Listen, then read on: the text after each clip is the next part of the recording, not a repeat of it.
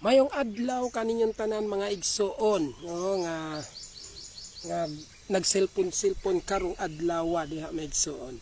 So aduna ko'y duha ka verse nga igahatag nako diha kaninyo igsoon.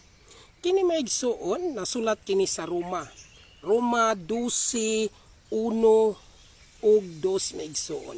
Kini pinaka-importante kini sa kinabuhi sa tao nga gusto sa Ginoo, sa Dios kanato igsoon.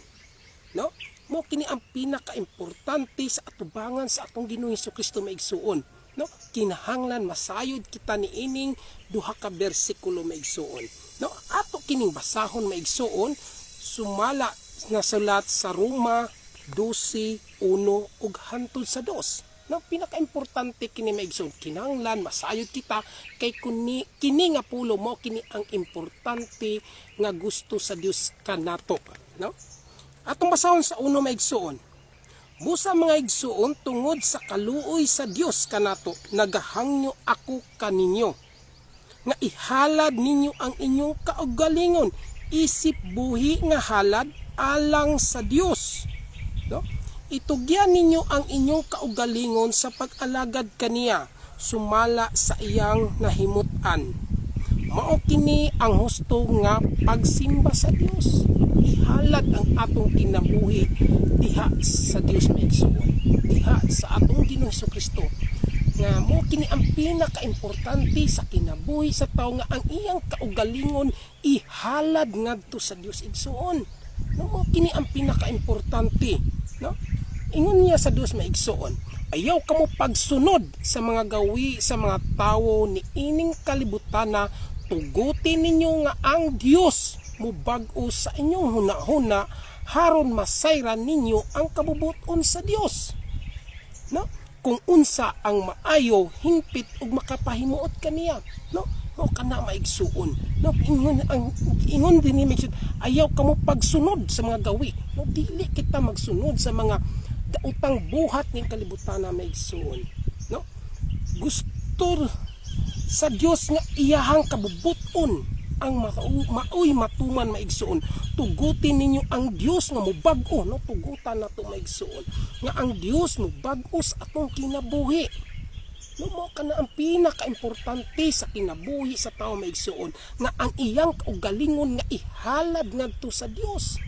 No, mo kana maigsuon mo na ang pinaka-importante nga atong pagabuhaton nga ang atong kaugalingon ihalad nato sa Dios. No, sa Dios ayaw kamo pagsunod sa mga gawi sa mga tao nining kalibutan na. Dili kita magsunod sa mga tao nga nagbuhat og mga daotang buhat ning kalibutan na maigsuon. Ingon ang Dios, tugutin ninyo ang Dios nga mubag-o sa inyong hunahuna. Tugutan nato maigsuon nga ang Dios mubag-o sa atong hunahuna haron nato masayran kung unsa ang kabubuton sa Dios. No, mo kana maigsuon kung unsa ang maayo, hingpit ug makapahimuot kaniya. No, paningkamutan nato maigsuon nga magkinabuhi kita nga ang Dios mahimuot sa atong mga buhat nin kalibutan na maigsuon. No, mo kana ang gusto sa Dios ug makapahimuot kaniya, mga butang nga makapahimuot kaniya maigsuon. Unsa ang mga butang nga makapahimuot kaniya nga ang atong kaugalingon ihalad nato diha kaniya maigsuon.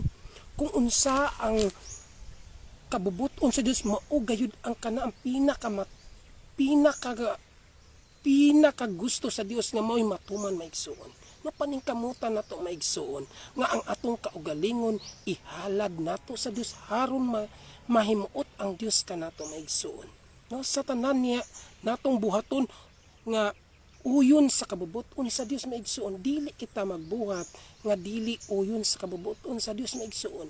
Mao kana ang pinaka-importante nga sa usa ka kinabuhi isip Kristohanon, no, nagkinabuhi isip Kristohanon. Gusto sa Dios nga ang atong kinabuhi ihalad ngadto kaniya. No, mo kana maigsuon, no? Magsimba kita diha kaniya. No, magsimba kita diha sa espiritu ug kamatuoran maigsuon. No, kay ang Dios dili makita, mao nga magsimba kita sa Dios nga espiritu ug kamatuoran maigsuon. No, mo kana lang maigsuon nga paningkamutan nato nga ang atong kinabuhi nga ihalad og ang Dios nga mobag-o sa atong kinabuhi maigsuon sa tanan natong buluhaton nga ang Dios mahimuot kanato maigsuon ug kana lang og daghan kay salamat kaninyong tanan.